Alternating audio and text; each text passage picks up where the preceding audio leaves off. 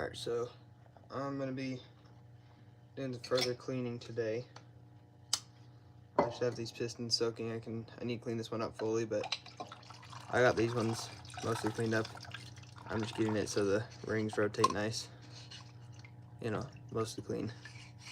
Just making sure all the rings rotate real nice before I do anything else. So that's what I've been working on. So I'll let those sit in there a little bit. And I gotta go do cleaning and all the stuff. So I'm gonna probably, I don't know what I'm gonna do with this old stuff. Actually, how does this look? I might just take that out, clean that up, and pour that crap in there. And that's not looking too bad. Yeah, that carbon's coming off. So that's good.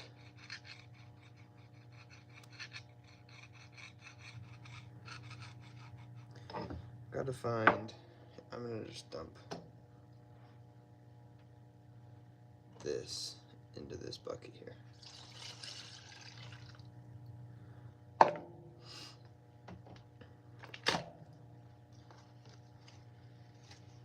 Okay, where do I want to put this? I swear I need more space. I need to do some cleaning.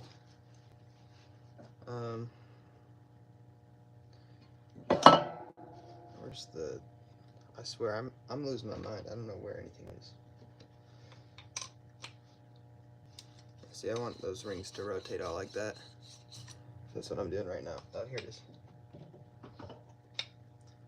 Isn't the one I was looking for, but it'll work.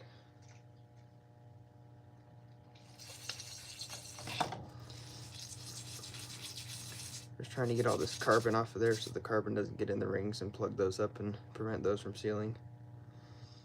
Because you'll get this where the rings kind of, there it goes. I just want to make sure the rings fully rotate and work properly and do what they're supposed to. Because like, see how this one's kind of tight on there. These are new rings. They're just, it's a whole thing. You know, see how it's not, this one's not moving. Ideally, they would all be moving. So, I just got to get that. This is the last one that I have to fully clean. These have been sitting overnight in the concoction of different Marvel Mist Oil and brake clean and stuff to just really clean everything off of them. Then I'll have to get new bearings and whatnot on those. But hopefully, I thought bearings were gonna be like $120 or something. I was finding them, I think they're gonna be like $60 or $70. So that's not even too bad.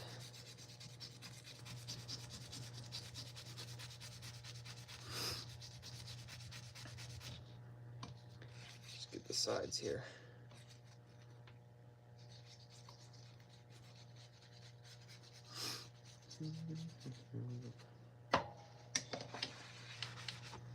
Alright, carb clean.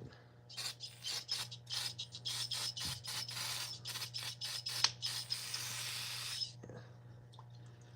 There's still a little bit on there, but I need to get more carb clean. I got myself some brake clean, but you know. Also, I have a brake fluid right here, and this gets that gets the carbon off like as good as or better than carb clean, really. You know how acidic brake clean is for like paint and stuff? It gets that carbon right off of there. So I use that a little bit on a couple of the cylinders. You know, just get it right on all your cuts and stuff on your fingers. You know, you really just want to get them right in there. That's where it feels good. Not really. If you know what I mean, you know what I mean. You know what I mean. You know what I mean. You know. So I'm just gonna try to get this ring free. I got myself some PB blaster. Just breathe that brake. Oh, that brake clean. I swear they changed the recipe on brake cleaner. Chemicals that are in brake clean. Man, I swear they changed them. Like, look. I'll have to look at an old can, but I'm telling you right this second that they've made this stuff to be less toxic if you like eat it, but like if you just breathe it, it like murders you. My goodness. Like before, you know, you breathe it in, not too bad. You know, a little bad, but not too bad. Now it just hits you. And I'll have to go in, and you see that carbon inside the piston thingies? I don't know if you can, but there's carbon inside those, and I don't want that in the cylinder either. Yeah, see that on the screwdriver there? So I'm gonna have to go and clean that out. Guess I could let some brake clean sit in the bottom of that right now. Should we go clean all the carbon out first, or should we take these out, do the final clean, and then put the other pistons in? What should we do? There's 7 of you, so tell me what to do. Oh, there's 13 actually. One of you have to be able to tell me what to do. Should I clean the inside of the pistons, or should I let them all soak in this stuff first? Because I got to do one of them. Let me show you the reason. I don't know if I can get these bearings out, but that's gonna make a mess flipping this over. You can't really see it very prominently in there, but there's real deep scratches. That's from me tightening the, I just breathed in some, that brake clean, I swear. Anyway, I tightened the, whatchamacallit's too tight. And so there's these little grooves now in here. So I tightened these nuts to 70 foot-pounds versus they're supposed to be 45 the first time I rebuilt this. So, you know, that's why I had to pull this stuff again, but it's fine. Things you do for cars. These aren't too expensive. I was finding them for like $60. I thought they were gonna be like $200. And good thing this is American steel, not, you know, something from the 90s or whatever, because my Camaro, I rebuilt that engine, and I'm sure there's stuff it was just crazy, that I had to replace the head bolts and because of stretched bolts. This I tightened like more than double of what it's supposed to be. These things didn't even stretch at all. And I've taken the head bolts off now 3 times. No stretching of those bolts. It's like stuff from like American 50s and 60s steel, or pre, you know, industrial revolution and whatever. Steel is really nice because there's so much stuff you can save. Like these, they don't have to replace or anything, even after over torquing them. They don't stretch at all, which you would have expected. And little things from factory. These numbers on the things, on the pistons and bearings, those are normally added later on, but from the factory these were added because they knew these engines were going to be rebuilt, not just replaced.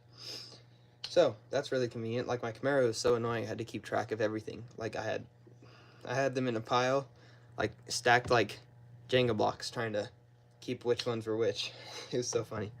But these don't even have to keep track. It's so much easier when I'm cleaning them. So that's really nice. So if you're going to rebuild a 50s, you know, 50s engine or whatever, it's probably the first engine you want to rebuild if you're going to get into engine rebuilding, so they're so simple. They have so many convenient things like these numbers, you know, because modern cars, like especially foreign cars, I wouldn't want to touch those because they're just complicated compared to these. Like factory, they thought that these would eventually have to all be rebuilt. So, you know, this engine, this inline 6, surprisingly made it over 150,000 miles before its first rebuild, which is actually very good for these inline 6s. They normally were done at 100,000. That's why the odometers only went to 100,000, so this one's once over. So that's nice. This piston's mostly cleaned. I have a whole stack of pistons over here. I'm gonna start soaking the rest of these in. Yeah, just look if you can see how brown that is coming out of there. But these rings rotate really, really nice, so that's good. And look, there's some carbon that just wiped right off. Yeah, so I'm gonna get a towel to set these up. And there's a little bit of pitting and different things, but again, in the 50s, it's nice because they're so simple, and the tolerances are a lot less. They don't need as much specific stuff like newer engines. So a little bit of pitting or a little bit of carbon or whatever is not going to kill the engine. Like my Camaro, that had to be pretty specific, but this is just fine. There's a little bit of scoring, but I don't care. These are solid American steel. I'm not worried.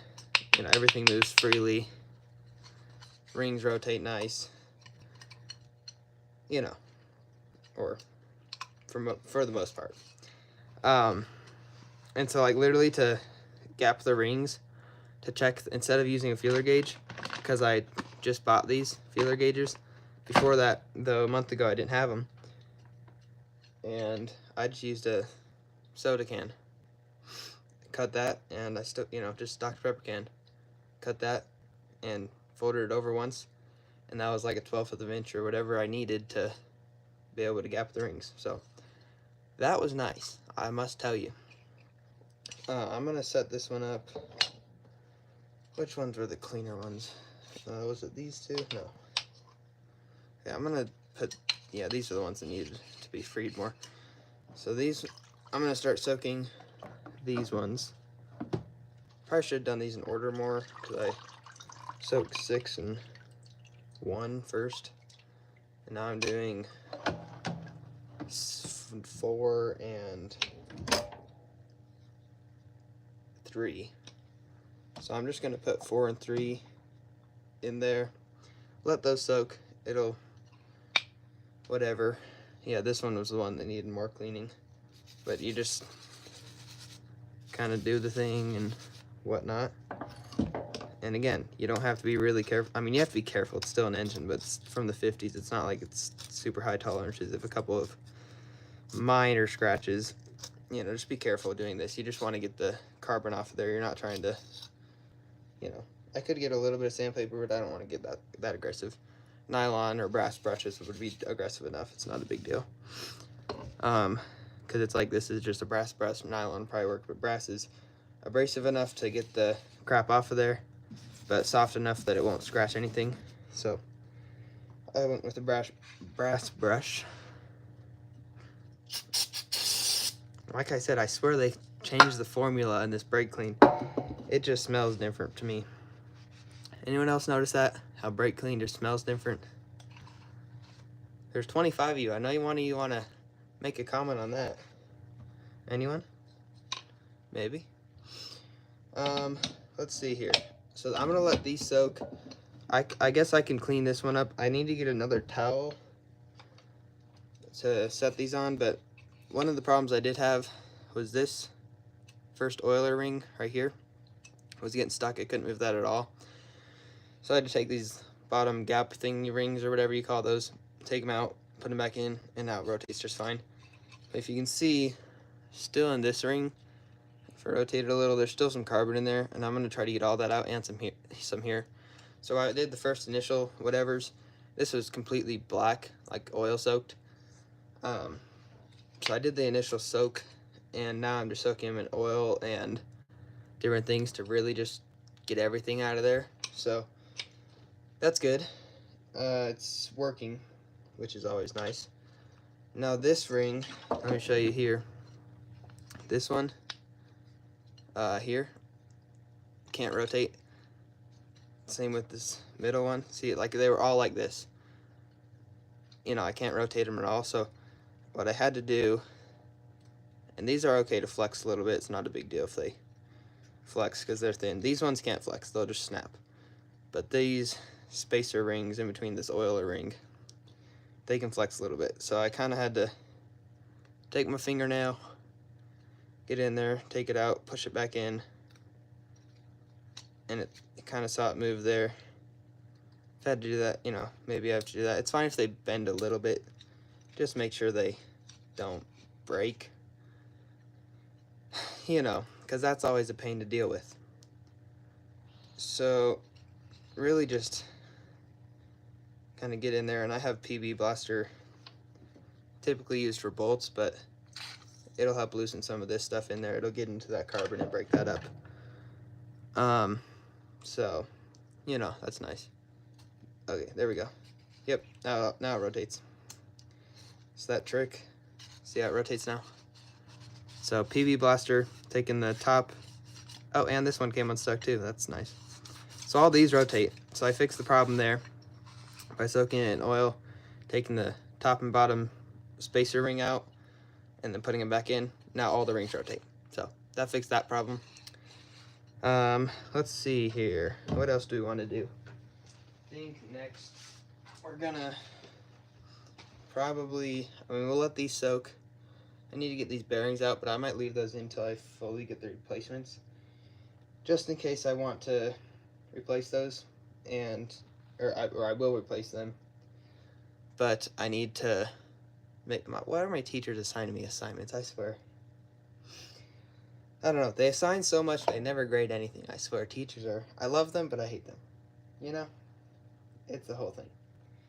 Anyway, so I'm letting these soak. I guess I could make a concoction and show you how to do that in here.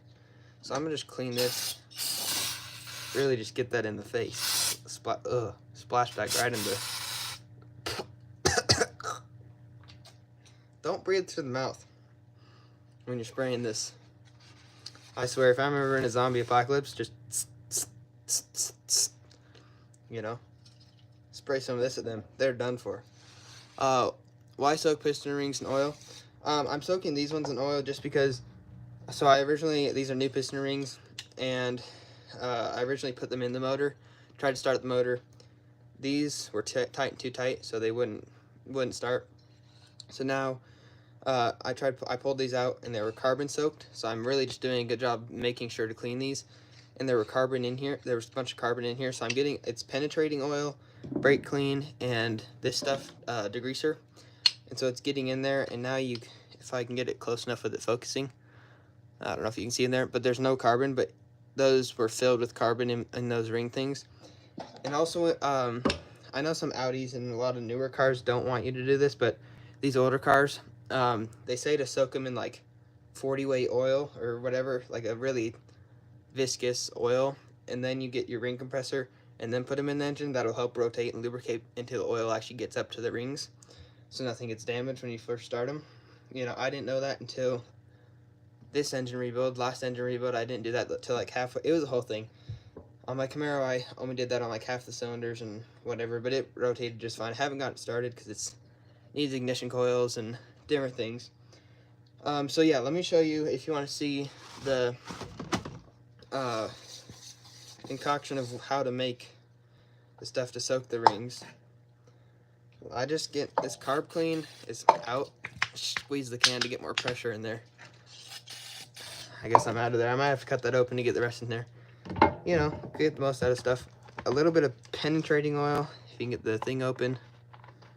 So I just, hold up. See, these little safety caps are really just annoying. They're supposed to like prevent 6-year-olds from eating them, but like apparently 15-year-olds can't get this open either. It's, you know, you just got to be smarter than the lid. So I put a little bit of that in there, and then I guess so the penetrating oil can start doing its job.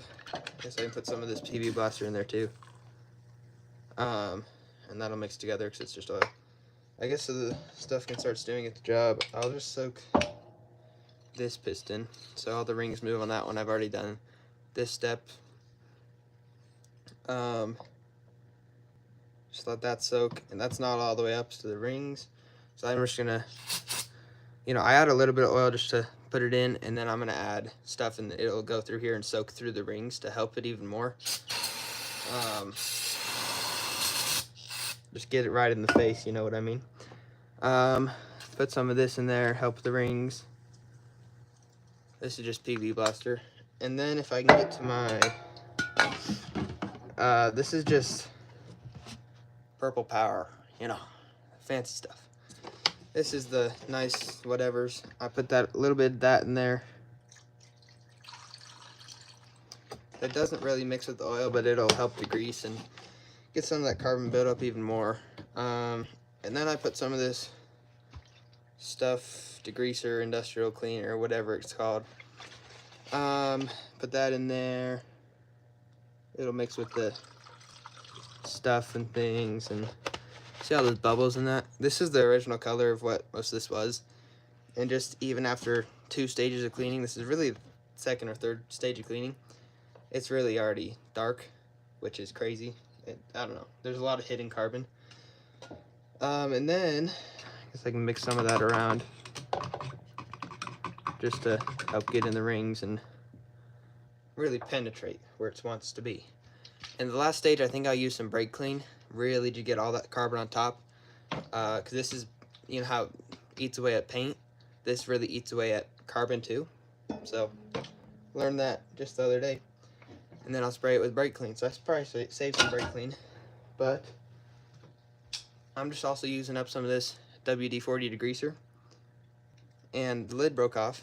So I've been having to use a screwdriver. And this is real, you know, you really just want to get this everywhere.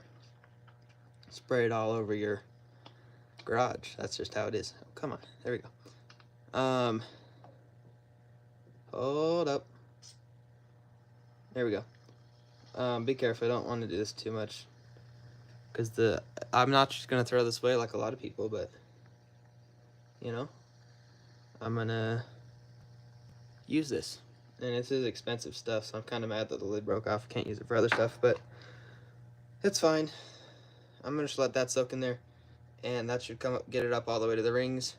It'll soak down and clean out the rings as it goes down, at least the oiler rings, and then it should get into the compression rings and get that all off. I would add brake clean, but I don't know how acidic it is to the thinner metal on the rings. I don't think it'd do anything, but I just don't want to risk anything, so I'll just use that in little amounts on a towel and wash away this carbon. I guess I'd show you here. I guess I can do this as the second step for this piston and then third step for these pistons. So I'm just gonna get paper towel, this one, whatever's, or you can get a towel, I don't care, either one will work.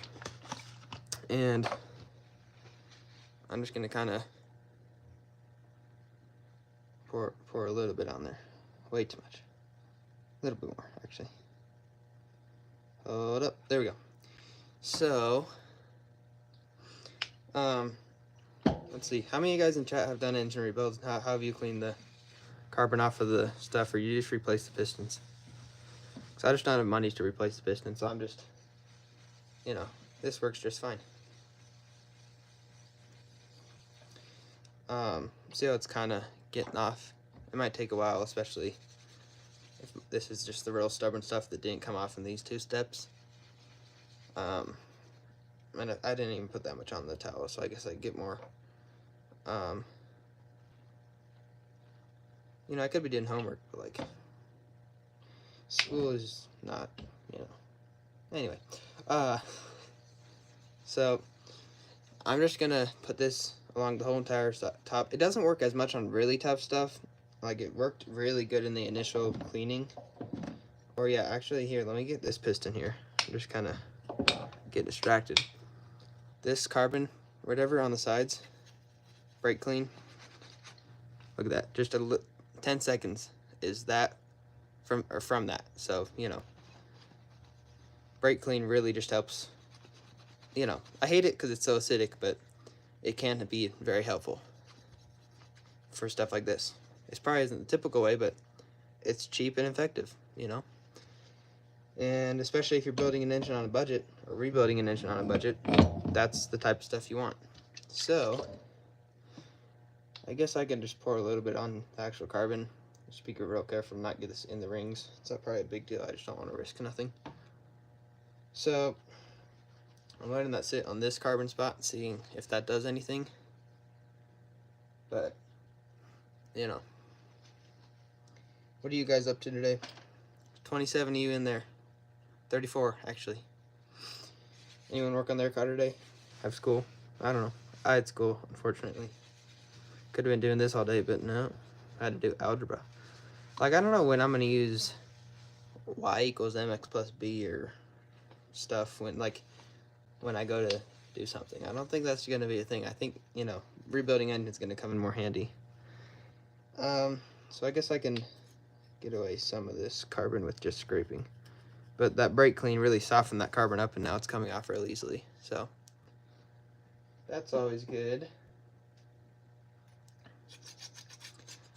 And you see how that just comes off now? Before I would have had to really get into it. I don't want to have to damage anything, so little tricks like this, like I swear the old guy tricks, because we're part of a club, the Highlands Ranch Hot Rodders, and all their old guy tricks are really nice. They really come in handy. And this type of stuff, using brake clean to clean pistons, and I don't know, I can't even name any off the top of my head, but I've used a lot of them. And that's okay if there's a little bit. I just want to get as much as I possibly can off, because, you know, I don't want to risk anything, because I pulled the engine apart twice, and because of 12 little bolts, these little buggers, 12 of them tightened 35 foot-pounds too tight, made me do this again. I don't mind this type of stuff. This is fun to me, especially if I don't have to pull the engine, because I'm rebuilding the engine inside the car, which is really not a full rebuild, because I'm not doing camshaft. But if you don't need to replace that type of stuff, it's still a rebuild. You're just not spending all that extra money on stuff you don't need. So, and luckily I don't have to do the crankshaft, because these bearings took the damage instead of the crankshaft. I was really worried the crankshaft was going to take the damage, but they probably designed it this way so the bearings take damage instead of the crankshaft. So I'll have to order new bearings. Then I'm going to have to do another valve job, because the valves on there, they're fine. They kind of work, but at the same time, not really. The valves on there, I'll have to show you a picture here. I can get one of my Camaro valves.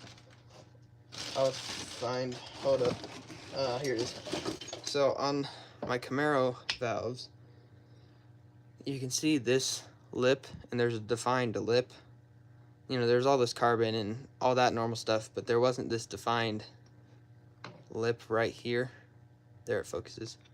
Right there, there's this lip. There was kind of that, and I can kind of feel it, but there's a lot of pitting. I thought it was just carbon at first, but looking back, it's not just carbon. I was hoping for the best. Don't ever think the best or hope the best or this, that, because you're most likely wrong. Sorry to say it. You know, there's some things that you can go cheap on and just avoid doing, but other things like replacing the valves of 150,000 miles that have carbon and pitting, you can't go cheap on, because this cost me, you know, that's probably some leaks and stuff. So that was the other small mistake I made, but other than that, I didn't make too much of a other mistakes, so it's fine. I could go along, I might have to get a smaller screwdriver, but instead of using the rings to scrape some of this carbon off, kind of getting the screwdriver in there. And if you see, I'd have to get a flashlight here. Actually, I can get one here. Oh, hang on, give me 2 seconds. Alright, maybe if it doesn't die. It just died. Okay. Let me get the one that's charged. These Duracell, this one's charged. If you can see, I still don't know if you're gonna be able to see. Anyway, there's carbon kind of in those rings, if you can see that. But in between the piston and rings and the ring slot, there's carbon, and those can prevent the rings from fully sealing and doing their job, which can prevent compression. So it'll cause like 15 to 20% lower compression. And in engines that already have low compression, just because of the nature of the engine, you know, 120 compression, PSI compression, whatever you call it, in engines that already have relatively low compression, you want to do as much as you can to prevent any loss of compression. So just getting all of this out, and this is stuff I can do that doesn't cost much money, just the stuff to clean it. And if you don't have a screwdriver, then I guess the cost of a screwdriver. But just scraping some of that out, loosening that up. You know, this one's nice, and I can just make sure to get all that, because this will just save you. It'll eventually, if your engine does start, it'll eventually just clean itself out, but just assist it as much as you can. There's no need to not to, unless you're in a real rush. But when you're rebuilding engines, I know you don't like to hear this. I personally don't like to hear this, but it takes time. I rebuilt this engine in 3 days, and that's why some of this mistakes I made, because I didn't want to wait for valves, and I didn't want to do this, and I didn't want to do that. And because the book was not clear and I didn't check online, tighten these too tight, and that's why it wouldn't start, and that's why I'm doing this. Because it probably would have started even with some leaky valves. And that's another thing, actually. Sorry, squirrel. Make sure your rings are not super important, but if your rings are like this, that's just a big leak. That's like having a gouge in your piston. That compression will leak straight through there. So make sure your pistons things are offset like that.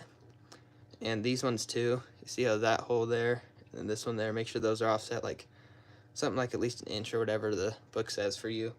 Mine said like 2 centimeters. I don't know what measurements, but make sure those are offset. And then this ring doesn't even matter. It doesn't really matter how it is. Just make sure it's there. So I guess we can check this. Yeah, look how dirty that is already. I mean, that's brown versus red. It's supposed to be red. If you look how clean that is in there now. And look, these rings rotate. Like before, I thought when they meant, oh, make sure your rings rotate, you know, this and that. You know, I could do them like this, like really just grab onto them and they twist, right? No, this is what they mean when make sure your rings rotate. Make sure you can do this and they rotate like that. I mean, look at how easy that rotates. All of them do that. So I'm gonna soak those. Keep soaking them, actually. Switch places. And, you know, see how easy those rotate?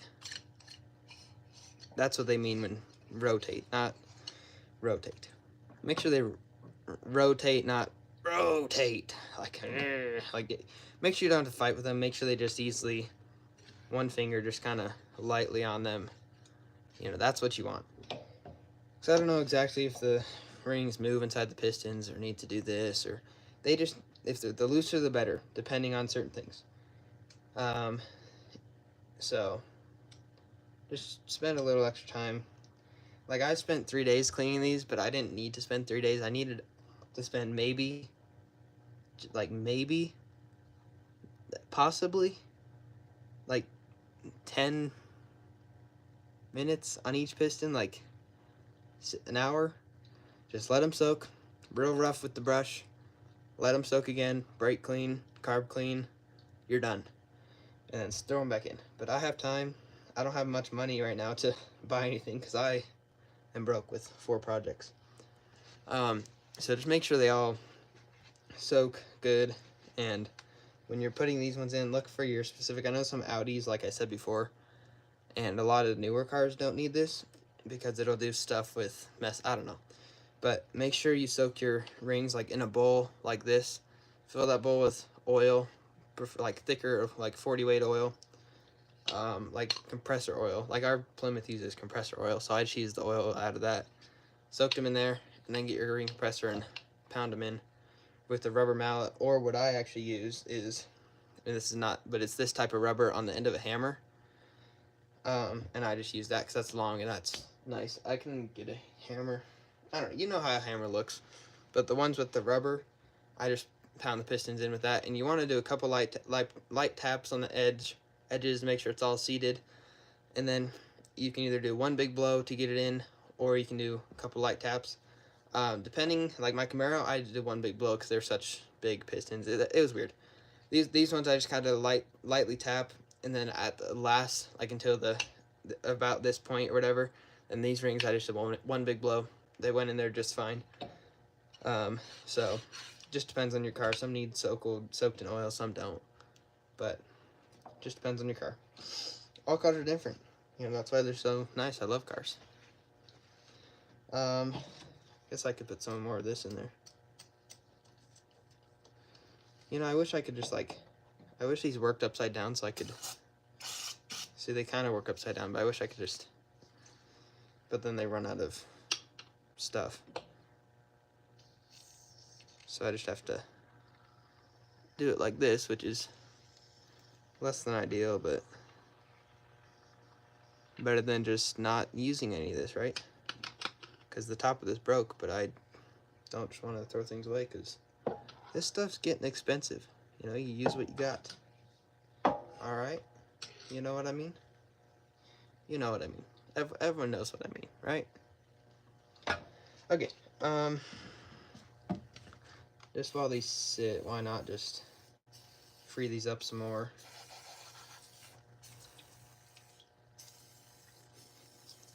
Anyone want to know the story on this car? I told it in my other live stream, but I can tell it again. Starting from 1950, the Plymouth was originally sold in Denver, Colorado at Chrysler Castle, which is kind of Chrysler's main dealer in Denver. I'll have to post a video on it and maybe make a community post on Chrysler Castle, but it's literally a dealership that looks like a castle. Like, it's really cool. So our Plymouth was bought out of that Chrysler Castle by an older lady in her 60s. She drove it for 18 years. There's Phillips 60. She got it serviced at Phillips 66 every 3,000 miles, oil, rotations, everything. And then after that, she parked it in the garage, sat there till about 78 for so about 10 years. Then a collector got it, restored it, did some paint correction, got it running, whatever. He drove it about 2,000 miles in another 10 years. Sold it to a dealer, sat at the dealer for 10 years. No, not 10 years, 6 years. And then after it had sat at the dealer for so long, then my uncle came along, bought it in 1993. My parents drove it in their wedding. My uncle died in 2004, so it's a really special car to us. And so, you know, and then after 2004, parked it in my grandparents' garage. Sat there ever since. Last November, we got it. I asked my grandpa and my dad, hey, you want to help me get this going if I pay for it? And so this is going to be one of my daily drivers, along with my 74 Saab Sonnet, LS swapped El Camino, and 95 Camaro. So that'll be fun. So this car is a story. And our Saab, my grandpa bought that in the 80s from a guy who towed a sailboat. And so that was good. And that's a real fun story. My grandpa drove to the hospital, and he worked at the hospital down in Englewood, so that was cool. And then it sat. Dad restored it, and my uncle restored it for their high school graduations. Sat again for another 8 years. Then I got it going, and that's going to be one of my daily drivers. Then the El Camino, my grandpa sold his two 1964 Chrysler New Yorkers, push-button automatics. I mean, they were fully optioned out. They were really nice cars. One higher mileage, one lower mileage, but that's fine, you know. Sold those for a really low price, and that was right before all the Mopars, 50 and 60 Mopars got popular. So he sold them for $1,200, and they were perfect condition besides one paint spot that was a little bit damaged in one of the doors on one of on the black Chrysler. Other than that, they were perfect interior, perfect paint, everything. Got like $1,200 for each of them, so $2,400 total. Now they're probably worth $60,000, but whatever. A little salty. Anyway, but I'm fine because my grandpa is my grandpa started an LS swap, bought an LS out of a 2004 GTO, full pole, wiring harness, transmission, everything. Didn't ever get around to finishing that because he just procrastinated. And a couple years after he started that project, about 5 years after, so last year, I convinced him, like, you gonna get this El Camino running, or are you gonna let us sell it, or you sell it and then you get a Corvette or whatever. So I convinced him to buy a 1995 Corvette with the Greenwood kit, 60,000 original miles. Really nice car. So we've been enjoying that the last year. And then me and my dad have been working on the LS swap. Got it in the car, rotating everything. It just won't start because the computer needs tuned. So we sent off the computer. That hopefully got to the computer tuner in Pennsylvania Tuesday, so yesterday. Hopefully, we'll see. You know, you never know with the post office. Last time it got sent back because it was an invalid address. Because, I don't know, it was weird. So we resent that. Hopefully that'll get tuned, sent back to us, and El Camino will fire up, and we put open headers. Took off the AC because it wouldn't fit horsepower and stuff, you know. Open headers, cold air intake, some different things. It's probably up around 400 horsepower. And then that old 305, I think I'm going to take apart, rebuild. I thought I could do a fun series, like a Temu rebuild, like using parts from Temu to rebuild the engine and then see how it runs. That'd be fun. Or I could rebuild it just normally, bore out the cylinders, make it a 383 stroke or whatever, you know, make it a really nice engine, then sell it, make money, or buy like a square body and put it in that. You know, you never know. I just have decisions to make, but that's a lot of money that I don't have right now. So I'm gonna just scrape some of this stuff off. And again, I'm not worried about scrap. Like normally with modern engines, I would be worried about scraping some of this, but at the same time, not really. Like this is American steel from the 50s. And I'd love to see someone scratch this. You know, like this is 150,000 miles and these things look almost brand new besides some scoring.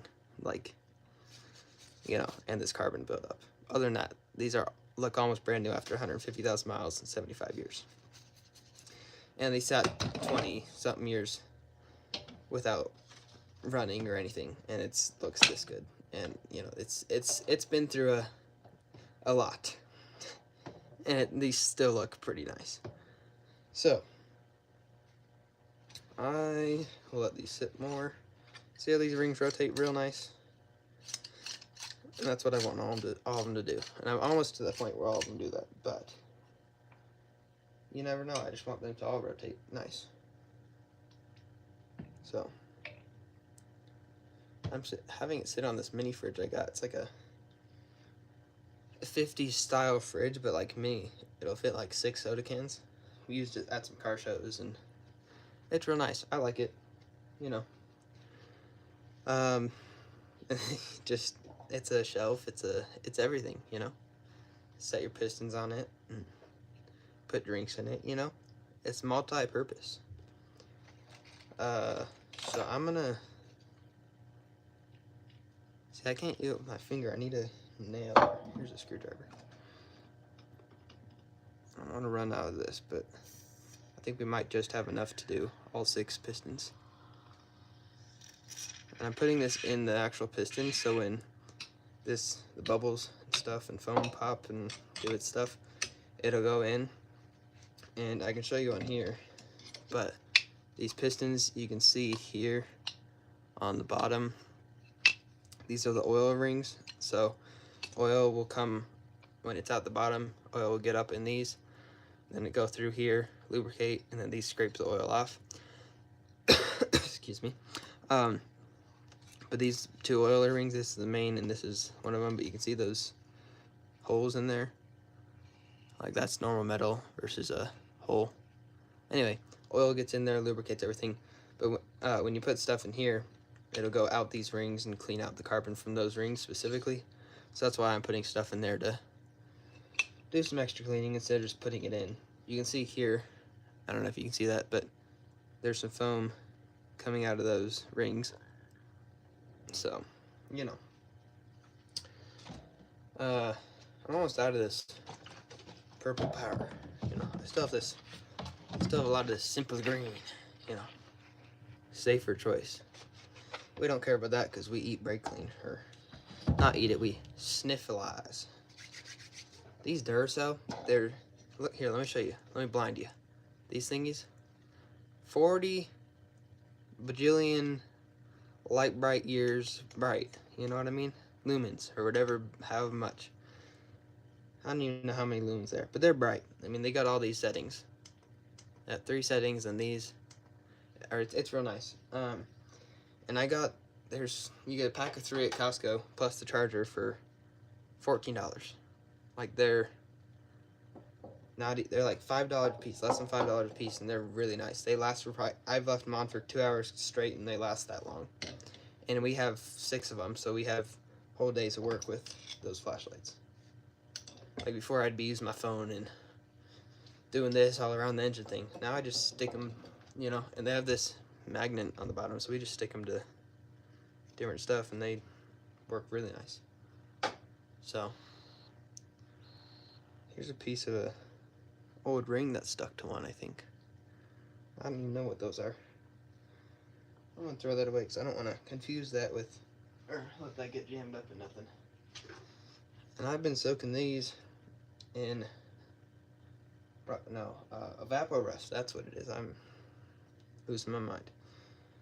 You know, this was completely rusty, cleaned right up. Let me get these head bolts out. I've been soaking these for a couple days too. And this is another thing, I've taken these out like 3 times, and typically you have to replace them because they'll stretch if you have to torque them and replace it. It's a whole thing. So I replaced them on my Camaro, but these ones didn't stretch a bit, so they're doing good. I don't know. I just love them, like old American steel. It's so much more tolerable than anything. Because let me show you the rings on my Camaro versus, let me go get the ones for the old ones.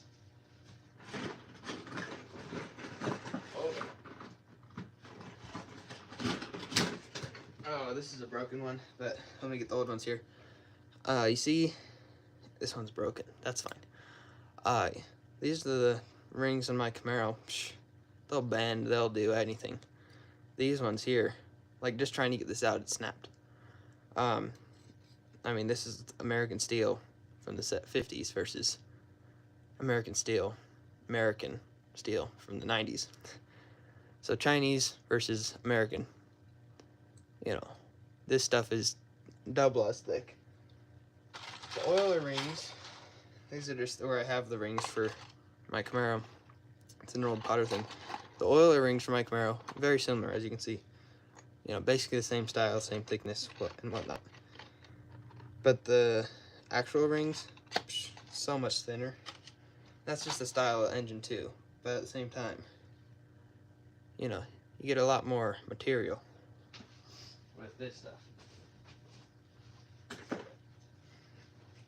In the head, I could bring that over, but I don't think I could carry it that much. It's 10 feet away, you know. And by the head, it's this big long block, you know, yay wide, yay big, probably 3 feet long, or no, not 3 feet, probably like 2.5 feet by about that much, or that much. Anyway, you get the point. Spark plug holes, but it's literally a block of steel with spark plug holes cut out and water jets.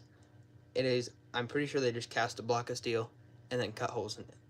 Like, that thing's got to be 80 pounds. Like, you can go watch one of my videos about the pulling out or pulling off the head, the first video of the series, or I guess it's technically like the 17th video if you count the videos of when I had this engine out. But the first video of rebuilding without pulling the engine, I pulled that head off. Like, it was a whole thing trying to get that off. You know, here's the lightning cube. I had to take that off because I wanted to crank the engine over, see how it cranked over without 12,000 volts shooting at the stuff and the oils that's flammable. You know, you don't want that. I tested this, it's fine. It's like not even a couple months old because we replaced it. Excuse me. Here's another one. You know, just because why not? And the spark plug wires, that was also an issue. Had to replace those because yeah. I think that was the initial reason why I had to rebuild this, because I'm backing down the driveway, if you can paint the picture, right? In reverse. It's real nice gear. I'm backing down the driveway, right? And I'm in the street, and there's some little lady with her baby walking on the sidewalk. And I tried to get going, and I thought it was just cold, because I only let it warm up for about 30 seconds to a minute. Normally I warm it up for 2, 3, 4, 5 minutes. So I thought it was cold. When it's cold, you have to get a little more gas to get it going, you know? It's cold, let out the clutch. Stalls! And it's misfiring like crazy, like, you know, you wouldn't believe it. And so the pistons were all, you know, and one was like this. One was, anyway. But I think the initial cause for the whole rebuild was because the rings got exploded and they went out of chat. They've not been here since whatever. Because of misfiring and broke the rings and stuff, and then lost the compression and catalysts, and because we replaced the wires and it ran fine and then it stopped. It's a whole thing. You know, cars, I love them. They can be pesky. They just need fuel, air, and spark. If they're not getting fuel, air, and spark, in this case it wasn't getting spark, they ain't gonna do the thing. They aren't gonna, you know, that whole thing. And you're just gonna, so it's only getting sparks like 4 out of the 6 cylinders, which is not ideal. So, I got, what do I got? I got some bolts to snack on later, you know. And then you really want to get this stuff. Like, look how sticky that is. I don't know if you can see that, but it sticks to the fingers. It's like Elmer's glue. You know how you used to do that thing when you're bored in elementary school? You know, especially the girls in class would always get their glue. And then they'd get their fingers. See how sticky that is, though? They'd go like that. Anyway, this stuff is real thick, but this is assembly lube. Real important because it's thick and it'll stick to these bearings and stuff that normal oil won't. And so when you first crankleize the engine before it builds oil pressure in some places, this will suffice until that gets the 10 seconds of running. And to prevent damage, it's like $10, just get it, you know. What else? You know, the batteries, just why not? I don't even know why I have the battery right next to the thing of flammable liquids. And water that could just, you know.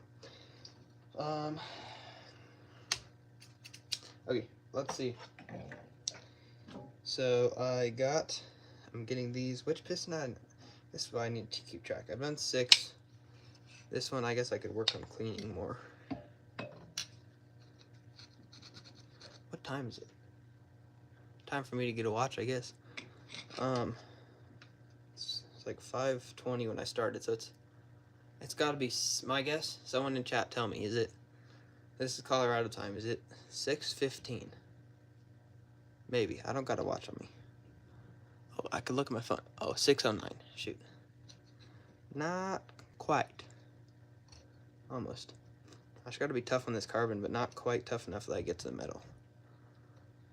Just enough. Got to be gingerly enough to get this carbon off. You see it coming off, but you got to be tough enough. It's like tough parenting. Got to be tough enough to get the stuff off or to solve problems. We don't got to be tough enough to, like, you know what I mean. So got to get the carbon off, but like not too tough, or else you'll really just in the pistons, and that's not ideal. See, there you go. See, that's starting to come off. Then you got to get your brush. This is like your grandma giving you candy and stuff. It has a lot of oil, and it's, you know, anyway. And get that carbon off there. Really just get some of this to lubricate and to eat away at that stuff. See how it's already black? It should be red. Just getting that carbon. Let that sit on there for a second. Why is there, I think this brush is breaking apart. There's shiny pieces in there. Can you see that? It's like a mirror. See that light bulb? Anyway, I think this brush is breaking apart because there's brass in there and there's nothing else brass on here, so, you know. Alright, so I'm going to just scrub the whole entire piston head.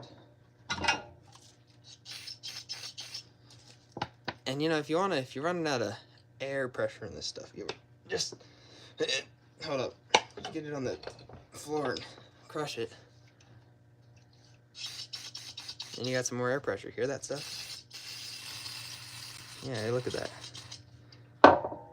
Tricks to save money. Saving like 2 cents, but that might buy you like a bubble gum. Not really. It'll get you like a, oh, you know, like the stores, they had them at my store when I was little. The things like the piggyback horse riding thingies, you put a penny in there and it does the thing and you get to go on like a cowboy ride, you know? Those are fun. My grandma would always give us a penny and we'd always go do that. But now they don't got those. Just like Home Depot doesn't got their hot dog stands around here anymore. Like, what the heck, Home Depot? Always, every single Sunday, you can go and get a hot dog from Home Depot. Nope. Not anymore. I'm just scraping most of this carbon, and that's probably good because... Okay, I need another paper towel. We're almost out of paper towels. See, and then you want to make sure your rings just really... See, that's when you want to... That's good. That's loose rings. See, look how those rotatilize. Look at that. Look at that. See how those like go on their own?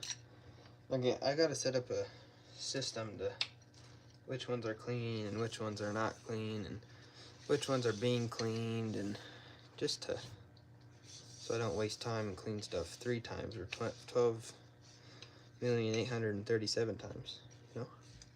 Because I'd be the one to do that. Whoops. Oh, I also gotta clean the inside of these pistons if I don't get the towel stuck in there.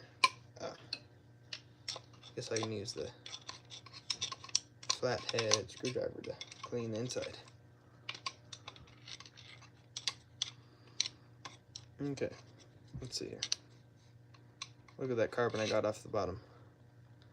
You see that? Hold up, hold the phone. Okay, you see that stuff off I'm getting off the bottom? Yeah, you see it. I know you do. Alright, I'll have to do some further cleaning and do that off stream with brake clean and towel and really just the tedious stuff. And I'll have to cut this open. Ooh, I can't talk. Let me get a, well actually this will work. Really just want to stabilize. Alright, see? And then you get that hole all the way to the corner. Hold up. Come on. I might need a pair of scissors. Oh, I got a pair of scissors right here.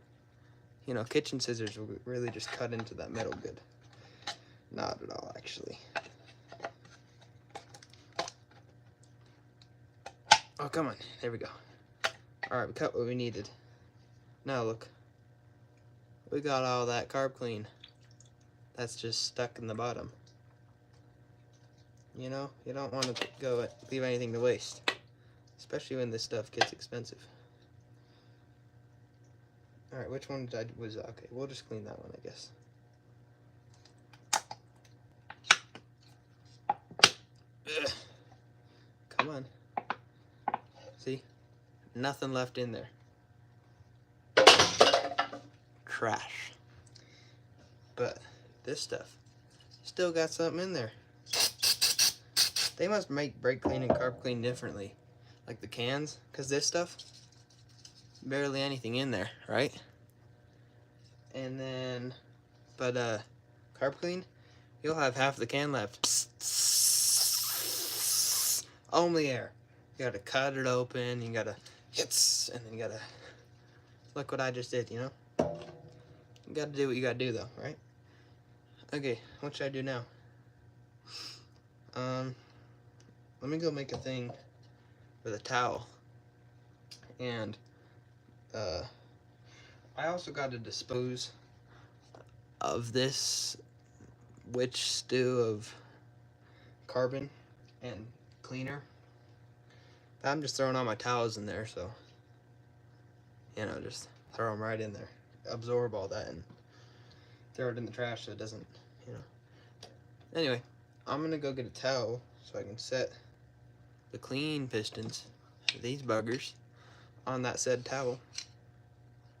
Then I can keep track, because this is piston 6. I remember I did piston 6 and 1 first. Then I was doing like 5 and 2 and 3 and 7 and 6 and 5 and there's not any 7 cylinders, but I did 7 somehow. Anyway, I'm gonna go get a towel. Hold up, it's just over here, like just in the bucket. Like we should have a Home Depot bucket. Alright, now you just want to get your dirtiest towel that you know, just clean your clean pistons with. And you just want to set them over here.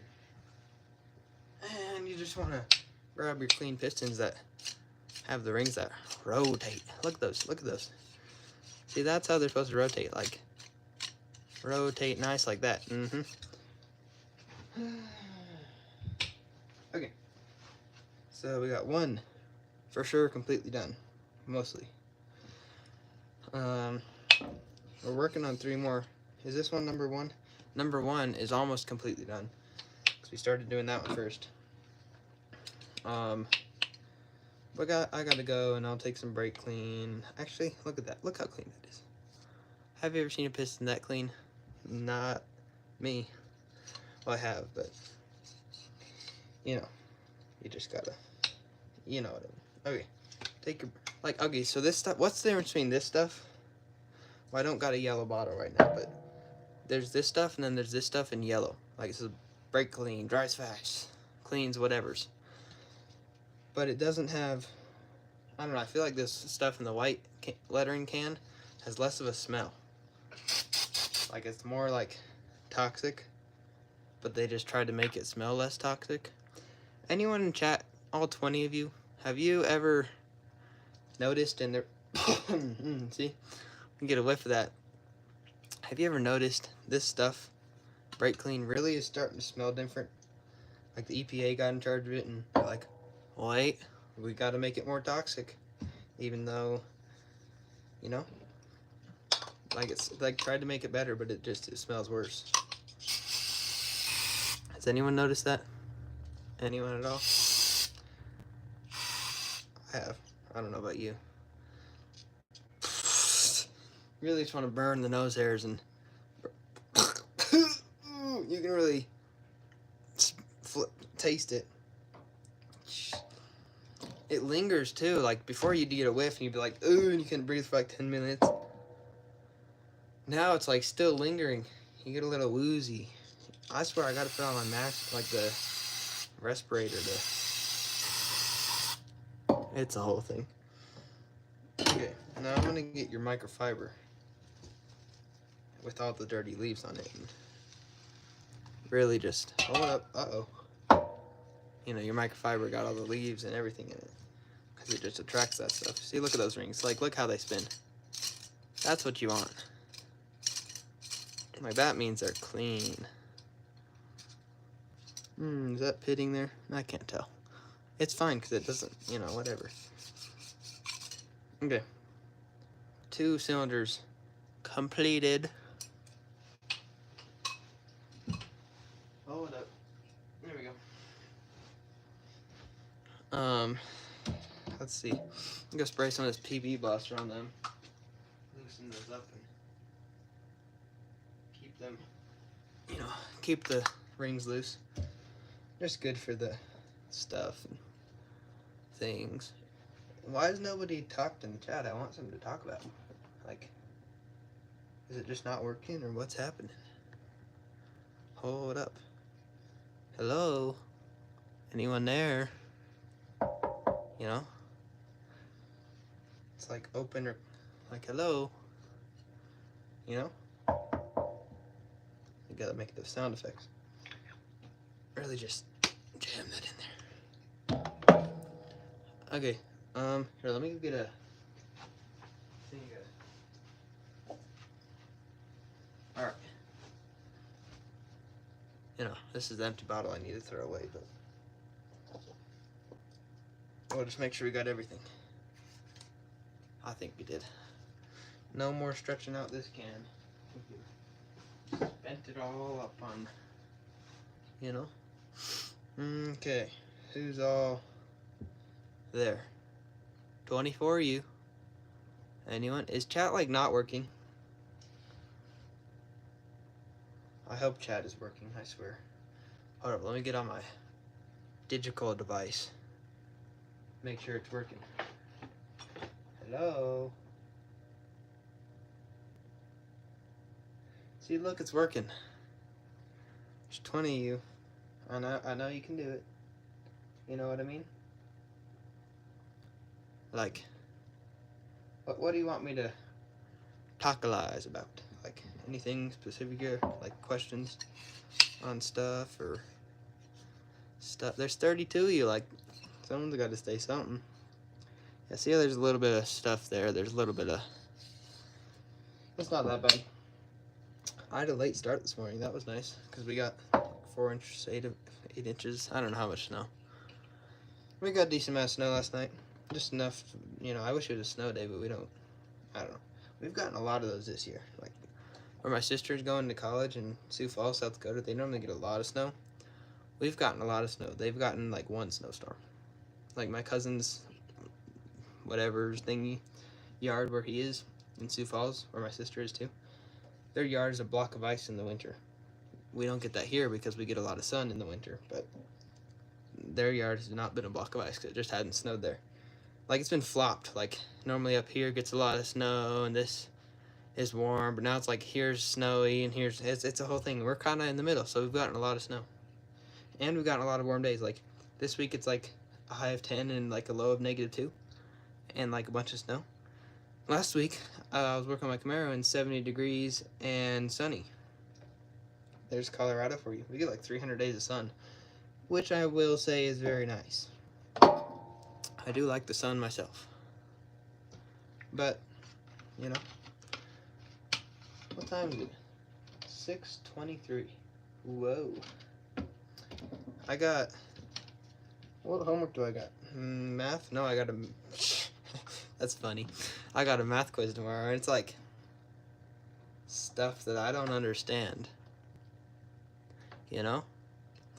Maybe one of you guys can teach me. It's like things, it's like letters and numbers and things that shouldn't go together, you know? Anyway. Hey, did we just get another late start? Hold up. Hold up.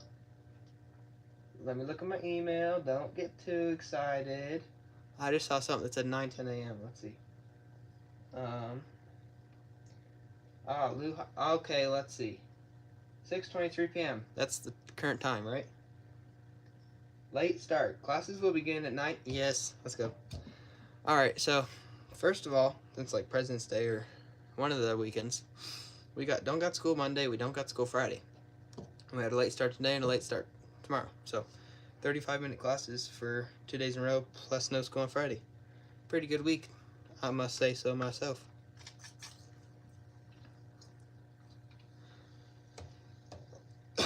Let's go.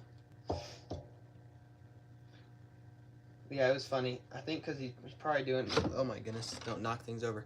He's probably doing, our principal's probably doing a late start because last time, he's so funny. You know, because last time we had like 8 inches, 10 inches of snow, and it was like really cold. And he sent out an email, and he does like poems and crap. It's kind of funny. He's real nice. I actually like him. Anyway, he did a whole poem about how he should have done a snow day or late start, but he didn't. So now I think he's doing late start so kids don't get mad at him. I don't know. We've had a lot of snow. Like, I mean a lot compared to this, like, last couple years. Like, we've had a lot of bigger storms. Like, normally we have some snow and some, but we've had 3 or 4 bigger storms that have really stuck around. Which is fine, because I'm fine going out in the Saab, and when the Plymouth was running, we went out in parking lots, did donuts, and that's all fun and games until, like, I swear, if a teenager is doing a parking lot, or doing donuts or something in a parking lot, the only reason to call a cop is if they're doing it like private property or if the car is flipped over and on fire. Other than that, as long as they're being safe, it's good for them to learn. You know, that's my take on it. If a kid is doing donuts in a parking lot, he's willing to learn how to drive in snow. Versus if some Karen calls the police officer, I'm pretty sure isn't going to care, because the officer, as long as they're doing it legally and not in private parking lots or, you know, doing it dangerously, or the car's not flipped over on fire, then there's absolutely no reason to call the cops, right? You know? That's my take on it, but what do you guys think? Is that the right take? I don't know. Like, who would have thought brake clean works on carbon? I mean, I guess it makes sense if it'll erode paint. There's a couple spots on the Saab that that have been messed up by brake clean. It's not big spots, but it's fine. I just touch them up and it's fine. But I guess I probably could take that piston out. Yeah, I'll take this one out. Look at it. Make sure it's doing its thing, and Moves freely. What does that say on it? Doesn't say nothing. Okay. Alright, so that's mostly clean. I'm going to stuff this one in there. Make sure the rings fill up and whatever so you don't overflow. Also, I'll have to find the channel, but go check out, there's a guy. He's been real supportive of this channel. All 37 of you better go support him. Let me look up his name. Hold up. Hold the phone. His name is 61 Corvair Industries. He's posted 1K views on his second video. That's good. He has a 61 Carmagia, and he has a one of the videos he posted was an 8th mile on a 60s Carmagia with a Porsche 911 engine in it, which is like the 60s LS swap. Like, that's really cool. I've never even heard of that until now, which, you know, so we've been messaging back and forth, and that's cool. Then he was also just posting some drag racing videos and some different things. So go subscribe to him. I'll have the link if you're watching this later. I'll have the link in the description. You know, go check him out. He's a real cool guy. He lives in California, and I think, you know, this summer would be really cool to do a video on taking the cars to Route 66, and then going and visiting him and with his 61 Corvair. That would be cool. What do you guys think? Taking the Plymouth or Saab or Camaro or whatever to Route 66? Do all the touristy stuff there. I think personally that would be really fun. Well, what about you guys? Oh yeah, it's on Instagram. Go follow me there. Driven by History. I was doing you know those things that people do.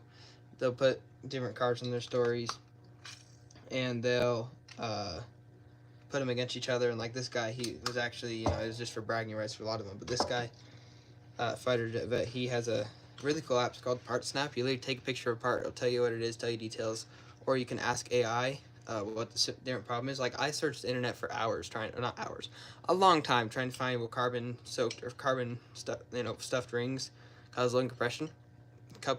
Copied, pasted what I was looking on Google, and came up right away. Part Snap is like a good app. I love it. And he's just, you know, I don't know, I like it. And it also has a forum search, so any forums from like back to the 90s even. You search on those forum, like on that forum tab, it'll pull up any forum or a lot of forums with good answers. And then also you can pay for a plus whatever thing, which I have because I'm a beta tester, which you can put in your car or whatever. I hope you'll make it free eventually, because it's a really cool feature where you put in your car, put in the mileage, put in this, keep track of your maintenance, keep track of everything you do with the car. And it's, you know, like when you change the trans fluid or did an oil change or did this rebuild rings, whatever, I can keep track of that in the Part Snap app. And if you're watching this later, I'll put on a link in the description, because I think it's a really cool app. I think, you know, have more apps like that would be really, you know, helpful. But that's the only one I know about right now is Part Snap. I'm a beta tester for it, so there's a couple things I need to message him about that, you know, I'd like to see improved, because some of the things, other than that, I don't really have complaints about the app. They're just pesky things that you gotta, you know, complain about, give them a hard time for. Anyway, so I think this piston is done for the most part. See how those all rotate? Do a layer of brake clean and soak them down.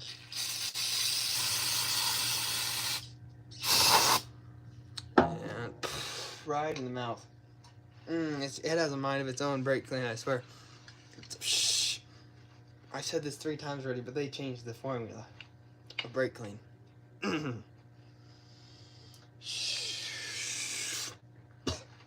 it lingers too. Oh, man, that's bad. Okay, this is all cleaned up. Did you say you have a late start again tomorrow? Yeah, I did. It's gonna be freezing. I think it's just because it's supposed to be super Well, and the cool. kids have to wait for the buses. Yeah. But the shuttles are running at the same regular times, so. I don't know. Anyway, that was my mom telling me I have a late start. Found that out 1 minute after it happened. That's good. Okay. 3 down, 3 to go. I guess I could pull these ones out maybe. Just let this one sit a little longer. Let me show you the ones that are finished. Okay. This is probably the best one that's finished here. You know, real nice and clean. Doesn't have a bunch of carbon on it. Everything moves. I guess I could wipe it out a little more. Rings rotate real nice. I mean, no effort. What are my teachers assigning now? In-class work. Great. I got something for language arts to do. It's like a 250 word thing about the Princess Bride I have to do tomorrow. But I'll just be up to like 11 o'clock doing that because I got a late start. I can stay up late, you know what I mean? It's like boy math. You know? Boy math is like, buy the car now, pay, you know, buy it now, figure out how to pay for it later. That's boy math, especially with cars. You know what I mean? You know what I mean. It's like, who cares? Like my Camaro, I didn't really have money for it, but like, boy math, buy it now, pay later. It's kind of like a credit card, but like with cash. You know? I like had the money, but I didn't have the money, if you know what I mean. And then I didn't have to put a cam or spend money on that. But you know, I did. I spent like $400 on a cam because horsepower, you know? You gotta do it for all those puppies. 9 subscribers. 61 Corvair Industries. I think that's... I can't read. I got dyslexia, you know. I'll link it down in the description if you're watching this later. But, or you can look them up and subscribe right now. All 19 of you. Alrighty. Let's see now. What should we do next? Should we clean these ones, let them soak more? Soak them with brake fluid, I don't know. What could we do? What could we do? Anyone? Any suggestions? Go subscribe to... You know, this is, if you're into airplanes, this is kind of off topic. I'm not... ADHD, dyslexia, this. Anyway. Okay. Go subscribe to my friend Aviation Apocalypse. I'll have that link down in the description because he posts airplanes and War Thunder and some different things. That's kind of cool. He's once he turns 18, once we're both out of high school, I'll hopefully be doing YouTube and my grandparents' business and some different things like that to make money. But he either wants to go to the military, get his pilot stuff there, or go to college and get his pilot's license there. And he wants to build an experimental airplane. So I think if, you know, he goes to college and builds an experimental airplane, I'll help him with that because, you know, whatever. And since it's experimental, we could LS swap it. You seen LS swapped airplanes? I think, like, there's a couple people who have them, but I've seen them before. They're kind of cool. You know, they probably get decent-ish gas mileage. Or miles per hour or gallons per minute. Or, oh, it's gallons per hour. That's how they... No. Yeah. I don't know. If you're in airplanes, tell me what they measure fuel for airplanes in. You know, LS swap experimental airplane stuff. I think we could do some cool videos with going up to Oshkosh and whatever with his airplane, the El Camino and Camaro or Plymouth or Saab or, you know, there's a lot of cool things I think we could do with that. But right now, we're focused on the Plymouth. And getting that running. Because we need that running to maybe go to Route 66 this summer. So, see how these rings rotate? That's what you want. Look how clean those is. Yep, that's what you want. So I'm gonna just clean this up real quick, and then I'll get this carbon spots off with some brake clean. Brake clean and brake fluid, actually. .3, whatever. It strips paint, so it might as well strip carbon, you know. Let these soak in brake or PB blaster. This stuff's real nice. I swear, doing these cars, we probably spent $500, $1,000 on just tools. Like we have almost everything, like pullers and fuel line test. We have everything. It's real nice. Like like that's half the money is buying tools you don't have. You know, we had a lot, but it's like you don't think like pullers and things you need to do these engine rebuilds. So that's half the cost doing some of this. but that's fine, because now we have them. And like some of the stuff my grandpa bought to do some things on the Saab when he had that in the 70s and 80s, or I guess 80s, but and we were just using some of that stuff even today. So he only used it once, but we've used it a lot more than that. So I'm sure that'll be the same case with all the tools we buy. It's like we use it once for now, and then since we're not gonna ever get rid of these cars.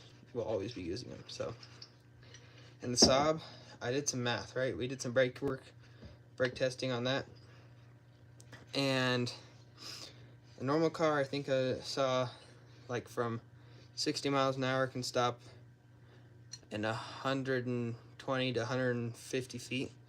The Saab can stop in 136 feet. So the Saab can stop just as quick as any modern car. And it can stop quicker. I think I was finding a modern car can stop in like 60 to 70 feet from 35 or from 40 or whatever. The Saab can stop in, what was I finding? It was like, Saab can stop in, we did test, it was like 1.5, 2 parking spots, which is about 30 to 45 feet. So the Saab can stop as quick, if not quicker in some situations, than any modern car. So this piston's done. Pretty sure. I'll have to clean some more of this carbon off the bottom. If you can see, there's still some stuff. But for 95% of this piston is clean. So,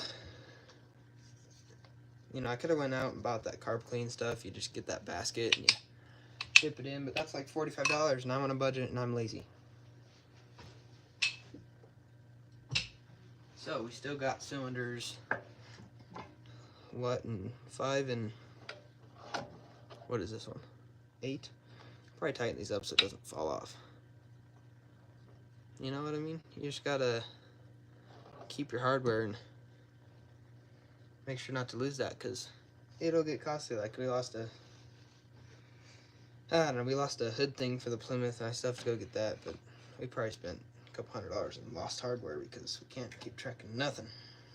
Well, we kept track of most things. It's just some things that when you're screwing them on, like, you know, that weird angle with your, you know, when you're screwing them on weird, you gotta like go upside down and inside out, and you know, you're like straining your fingers and you lose some bolts sometimes. So I didn't care to look for them, so I just took a little drive to the O'Reilly's Auto Parts, and you know, we just went and got some bolts.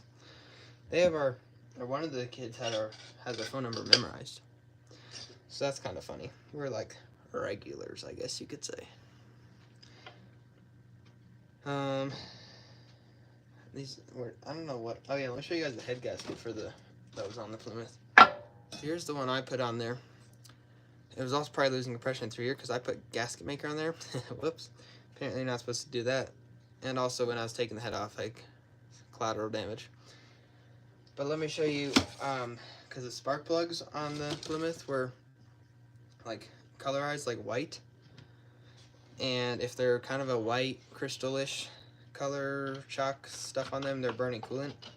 So let me see if I can find the spots. But you can see this kind of weird pattern on there. That's some of it. But right here, you can see it's like light colored. It like kind of burnt down in between the cylinder walls, and so it's leaking here. It's really bad here, but you can see some here. And then let me see if I can find some on the other side. Just right here is real worn down. I mean, that's half of the reason why. And some burning some oil, and this is not in good shape. But again, lasting 150,000 miles at least. Really good for a 50s car. A lot of the 50s cars did not make it past 100,000. That's why they have these numbers on the piston, so you can rebuild them easily. So, what should I do? This piston, I can, eeny, meeny, miny, moe, catch a tiger by his toe if he hollers. There we go. Okay. There we go. I'll have to show you, here, let me just mix this up for you to show you how black this, or brown this really is. See that color? Under the oils? That's just carbon from 4 pistons. And that's after the initial cleaning. So, you know, little dirty. It's like little birdie, but like little dirty, you know? You know what I mean? Alright.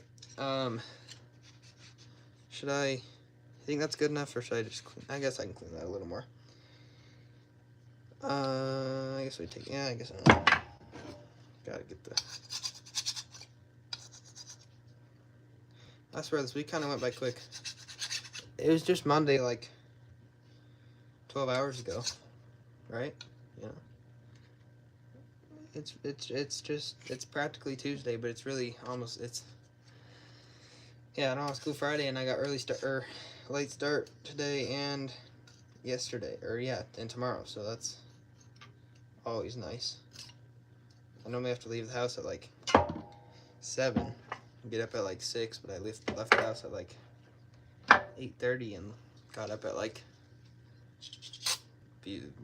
what time? Like 10? No, 10. No, I can't. I gotta sleep in like an hour. That's all I'm trying to say. So that's real nice.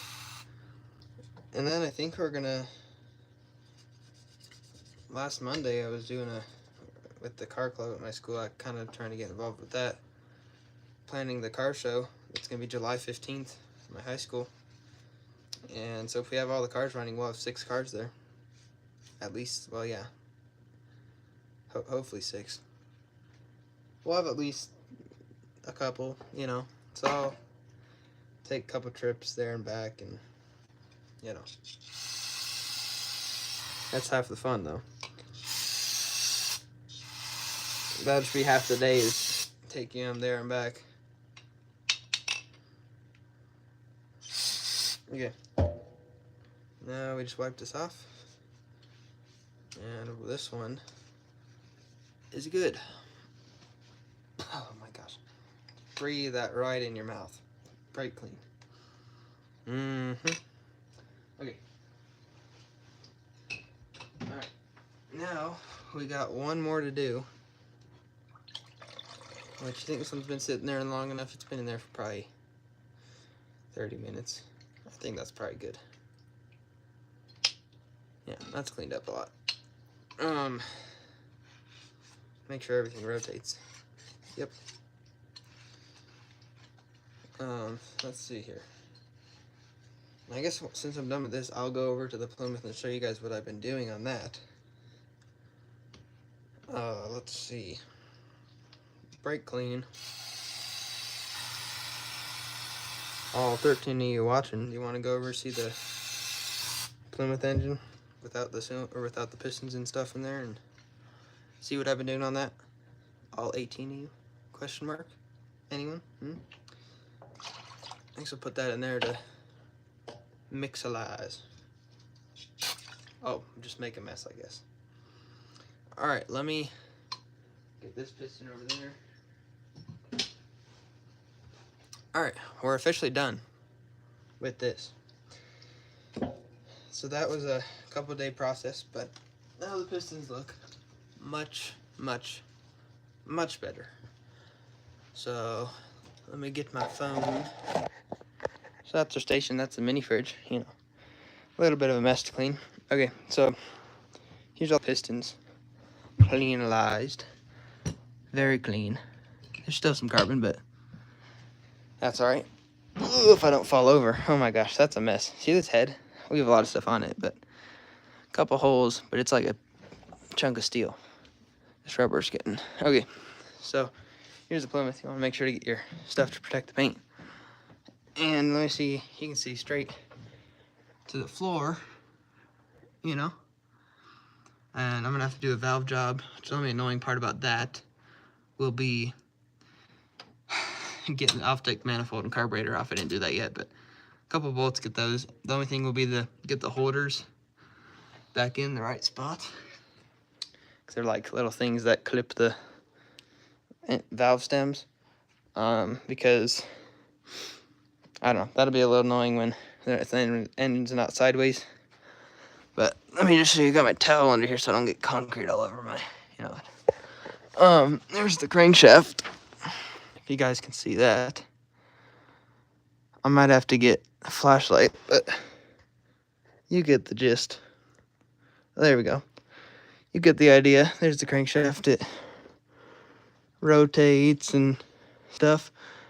That's what the pistons connects to. It's not, those aren't too damaged at all.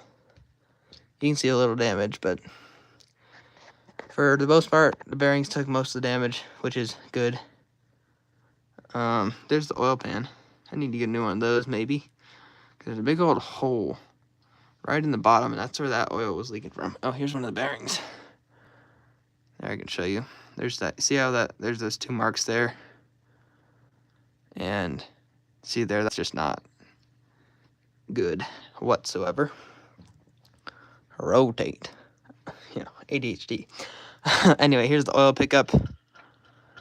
And oil pump, fuel pump, starter. You know, I did this because last time I pulled the engine, I had to drop the transmission, pull the starter, pull everything, fuel pump, everything. Had to do everything what I'm doing, just, you know, if I can do it in the car, because this is the only thing that's under the oil pan. So I can do it in the car. It's only the steering thing, you know, if I can steer the tires. Come on, there we go. You know, that's the only thing that's partially blocking the oil pan, but it just came off, slid right under, went under there, and we were just fine. Because I would have to take everything, generator, water pump, everything off. So I probably saved a week of work or more, actually probably way more than a week of work by just pulling them. You know, I didn't even think I could rebuild the engine in the car, but look what I'm doing. You know, I should have thought of that when I was first rebuilding this, but I didn't. So look where we are now, you know. It's for experience. And then, like, I cleaned up the engine mostly. That's pretty clean. There's some things, like, bottom of the oil pump I kind of didn't get. So, you know, and I didn't even bell housing cover. And here, let me pull this. There's some twistalizing so that you can see there. There's a big old dent there. What do you expect? See that? See that spot there? That's I don't know when they did this, but apparently someone, probably the original owner, the old lady, probably was going along, didn't see a speed bump or something, and, you know, I don't even know how this thing has such soft suspension, it's pretty high. I don't know how fast you have to be going or how stupid you have to be driving to make a hole in the oil pan, but they just took a welder of some sort, welded that up, did not hold, and that's half of our oil leak. So I'll have to grind that down, and if I can't find another pan, I'll just grind that down, fill that up with JB Weld or something to seal it better. I'd like to find another pan, but I don't think that's going to happen. And this gasket I replaced, but I think I'm going to have to replace it because there's stuff. And this is always going to be an oil leak here, because this is the blow-by tube, which is always going to have a leak just because, you know, these old engines, that's what they are, you know? And I guess I can take some brake clean to some of this stuff that I just didn't clean the first time. You know, and there's some things I can still do, but we got to do a little bit of rust repair on the rocker still. Other than that, we did most of the rust repair. But yeah, this engine, you can see here, there's a little bit of damage on the crankshaft, but not much compared. You know, the bearings took most of it, thankfully. You can see straight through the engine there. And, you know, some gasket maker and whatever. But, you know, this car is pretty clean under here. There's some stuff I need to clean up, but other than that, you know, crankshaft's pretty good. And look at the cam, how the cam's kind of like in the same, it's weird. It's different than my Camaro. And the fuel pump is actually run off of the cam. So, like, when the cam rotates, you know, see how that moves? You can see the fuel pump right there runs off of the cam, which is really cool, you know. And then this moves up and down and pumps fuel.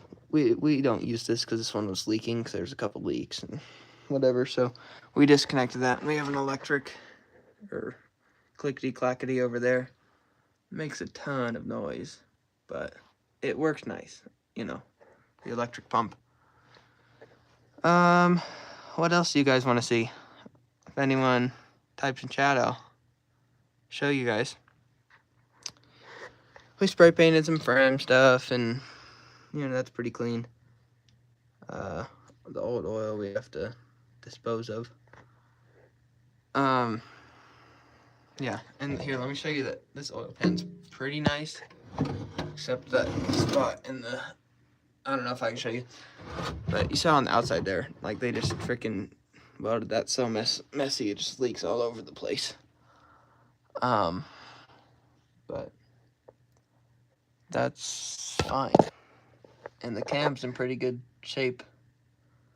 Same with the crank. It's not too bad a shape for the age and mileage and whatnot. There's a couple things I can clean up and whatever, but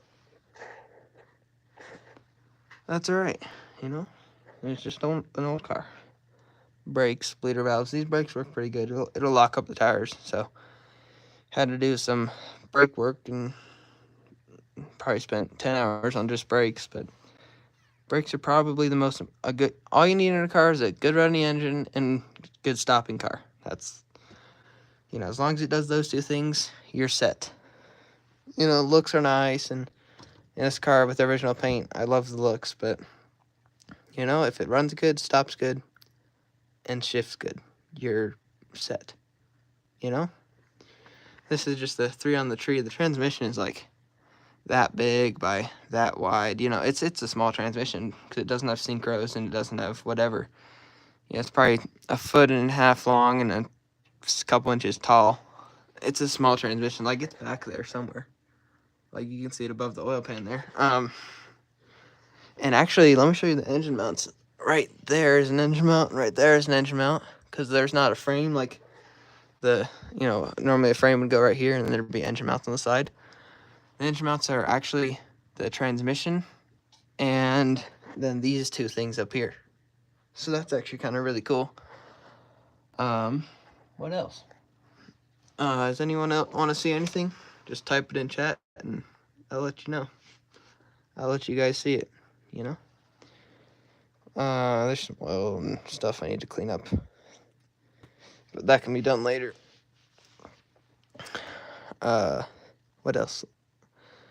Yeah, so basically, these are the nuts that I got confused with because I didn't take these out because I didn't take the crankshaft out. But the book says engine crankshaft connecting nut thingies, which are these. It says 85 foot-pounds.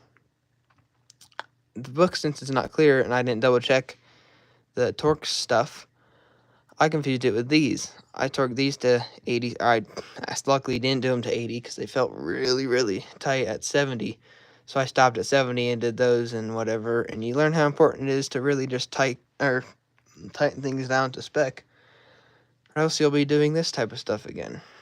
Which, whatever. I don't mind engine work and I don't mind working on cars. It's just,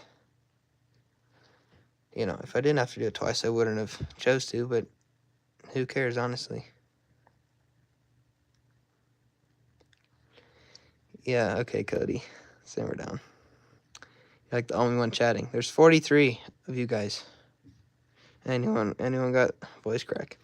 Anyone got anything to say?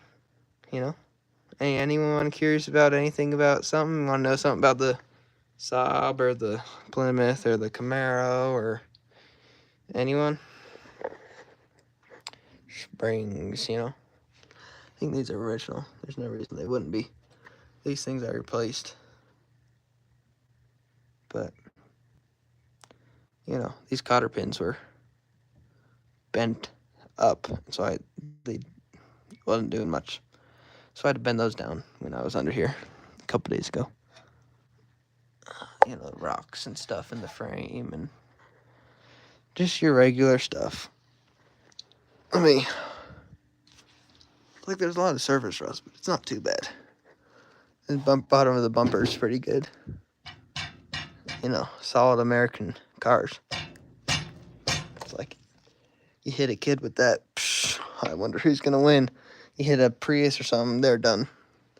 And you're fine, you just have to adjust your bumper, Might need to, you know. But these solid things, pretty sure would win against any modern car. It's like Chevy did a test against a old Impala and a new Impala, like a 2004, like a 64 Impala and a 2004 Impala, or something like, or no, 2014. I don't know.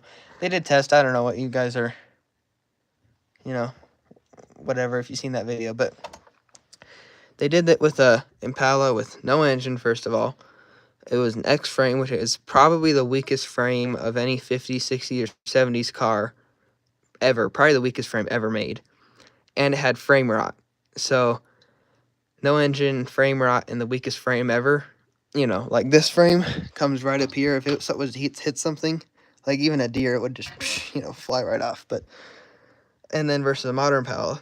I agree that there's more safety features in modern cars, but the way they conducted that test was, I don't know, they probably painted it up to look nice, but it had frame rot because you can see rust coming out of the frame. It had all sorts of damaged stuff, and the X frame was the weakest frame that Chevy or anything ever made. You know, it wasn't just a solid frame like this, like, you know. And then, like, I'm pretty sure that test was just, didn't do anything because didn't show you anything. It's like, sure, it was cool to see a modern versus an old car, but you just ruined an old car. You know, like, why would you do that? Because it didn't show us anything when it had frame rot, and it was kind of a bogus test, in my opinion. But, you know, gaming channel win. I don't know. This is pretty addicting. This is basically gaming, you know. It's like Roblox in real life, you know. You see those, like, Roblox games, it's like rebuilding cars and stuff, and you sell them, and I play those sometimes. I don't know. Gaming channel win. I don't know. That's just, you gotta wait and see. Let's see if I can see. You can see the distributor there. It goes right into the. Oh yeah, there it is. Oh, hold up. You see where that is? I don't know if you can see where that runs, but right there, distributor comes in there, and I can't get a good angle on it, but right there. Hold up. Let's see if I can get a better angle. Oh yeah, there it is. You see that gear right there? That's the distributor. Run off the cam? Yeah. Or something. I don't know. But distributor throws lightning to the ignition coil throws lightning to the spark plugs, bang, you know, with the gas and stuff and things. You get the point. I hope you know how an engine works. If you don't, then I can tell you. Or I just told you. You know, there you go. There's the inside of the spring. Ooh. Probably shouldn't do that, actually. Probably shouldn't put my fingers in that. Plants and... Oh, I gotta plug... Hold up. I gotta plug in the battery. Oh, no. Last time I did this, I didn't plug in the battery for a week and it died. Because it's a 6-volt. And I said, you gotta plug in your batteries, right? Guess what I forgot to do? I plugged it in there. Whoopsie daisy. Forgot to do it there. That's fine, okay? Okay, you're just gonna get real up close and personal with this battery. Okay, come on. Unplug. Hello? Alrighty. Now this is the tricky part. You see here, those like burn marks in the chrome? Not a big deal, but when you don't put the end caps on these things, they'll ground to the chrome and they'll make marks. So we learned that the hard way. So we put tape on it so it won't do that. So let's plug this in now. Hold up. Very delicate, you know? Hit. Positive to negative, negative to pop sad and... Yeah, okay, let's it charging. Charging. Success. There we go. I still gotta take the Christmas lights off from Christmas. I just have been focused on other things, obviously. Let me show you guys. Everyone says, you know, all this is gonna damage everything. It's like, not really. Like, it's just a little tape residue. And this car, I ceramic coated it this summer. Go check that out. Check that video out. I'll have it linked in the description later on when I have time to link it down there. You know, it might be there. It's somewhere on my channel. And I might do a video taking these up, but it's just some tape residue and some dust. Like, just wash your cars afterwards, and you'll be fine. Like this car, 0 damage from the Christmas lights. People saying their cars are ruined, it's no, wash your car, and don't use duct tape next time. Like, we'd use paint or tape. That's fine. Especially, like, this thing's ceramic coated. I'm not worried about the paint whatsoever. And this is original paint, so that's why I ceramic coated it and whatever. It's nice looking paint. That's like a mirror, and that's even dirty. Well, it's dirty right now, so it's not like a mirror right now, but yeah, with my flashlight on and stuff. There, now it's like a mirror. There's a mirror too. This whole car is like a mirror. It's like Doc Hudson. Everyone confuses it with Doc Hudson. I swear, any early 50s, or any early 50s, late 40s car is Doc Hudson to anyone who's not into cars. Especially in its early 50s and it's blue and it's Mopar. Yeah, that has just been there from when my dad polished it like 40 years or 20 years ago. That just burned through the paint because he had a polisher from the 70s that was not a random orbital. It was a fixed orbital, which will burn through paint really easy if you're not careful. So I don't know where it is. It's probably one of those boxes. Is a Harbor Freight special. Oh, here it is. Harbor Freight special polisher. Works real good. Here's a motorcycle. You know, it's not getting sparks. We have to replace some things and whatever, but hopefully we'll be selling this here soon. We've owned this for 40 years in the family, so 8,000 original miles. See that there? 8,000 original miles. And we've owned this for a while, but hopefully we'll get good money for it. What else is there? I don't know. What else do you guys want to see? What the heck? Green screen? Oh my goodness, what the heck is happening? Oh my. Okay, anyway. We just got, it's also a dog area. We let our dogs, you know, make them comfy here. Got water stuff. Anyway. Well, spark plugs and stuff. What do you guys want to see? See, there's oil and stuff. I guess I could clean, what could I clean with this mysterious substance? I guess I'd clean the brushes and stuff I used. The dirtiest brush I can't even find. That's great. Here it is. Okay. So basically, yeah.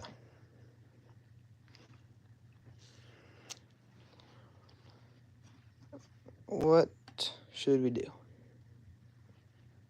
Here's the oil bath air cleaner for the Plymouth. Read that. It says, for something service, clean stuff and whatever, use whatever and stuff. Cool old stickers. There's also stuff like that on the carburetor and, you know. I'm running out of paper towels. See, now we got a sword. Okay, anyway. Whoa. Magic. Getting off topic here. Let me show you the pistons. So, here's a really good scar and gouge from tightening that too tight. So I'll have to replace those. Luckily, they're not too terribly expensive. Then the piston rings rotate all nice and stuff and things and, you know. There's some carbon still, but I'll go through and clean a little bit that up more. But for the most part, these pistons are pretty thoroughly cleaned. So, hold up, I gotta get a calculator. I gotta do some math here. You guys, hold up. Calculator. Hello, calculator. How do you spell calculator? Nope, that's calendar. Guess I use the Google calculator. This is my school stuff on my iPad here. It's Java coding stuff. It's a whole thing. calculator. This heating is real nice. It's real dirty, but it's real nice. Okay, so let's see. Let's say 20. I gotta do math. 20 times. Hold up. 110. Whoa, that's a big number. Equals 2. Hold up, 2. What's the 2,000 divided by 60? 33. Alright, that's decent. What do you guys want to see? Torque wrench and oh, look at this. This is a corner of old car parts, if you know what I mean. Rings and head gaskets and cracked heads. And let me show you guys the fuse box from the, or not the fuse box, the flasher from the Saab. Like, this is obviously not original because it's made in America. It's Saab Swedish. Look at this thing. I just think that's kind of cool. I think I might weld it to like a valve and like, you know, like this is like from probably the 80s, probably late 70s, early 80s. I just think that's kind of cool. 12 volts, you know. What does that say? Tongue hole flasher. Used with 14A fuse and input lead. I don't know, I think stuff like that's cool. Also weird. And a header from the Camaro that, you know, ignition coil wires from the Plymouth and stuff. Brake clean. Should I go live more often? I think this is fun. I get distracted. I guess I go live putting in the pistons. That would be fun. What do you guys think? I'm gonna look at these head bolts. I think I showed you guys earlier, but you know, rust, evapor rust on these head bolts really just clean that up. You know, it's like there's a little bit of stuff I need to clean off them, but that does a decent job cleaning stuff. It's like these are pure rust. Like these were sticks of rust, and now they're, you know, American. Like I said, I like old American stuff, old American steel, old American everything, because they just build quality is so much better. Like, you know, here's the valve remover tool. Basically, what you do is you unclamp this, open wide, you know, like the dentist. Screw her in, you know. Then you clamp this like so. The valves come out, or the valves like go up. You get a magnet, get the keepers out. Then you go, yes, let that out. Valves go in. And then you do it backwards, do a valve drive, all the stuff. Here's a battery. This thing's like 5 years old and it still has juice. Probably put it on the charger, now that I think about it. I should probably plug my phone. Is that 7%? Should I? You know, maybe. Okay. What do these pistons say? I'm gonna tell you a little quick story. So, the carburetor on the Plymouth, we rebuilt with the Chinese rebuild kit. And rebuilt it. Didn't last a year. Found an old carburetor on my grandpa's shelf. Used parts to rebuild the one we had.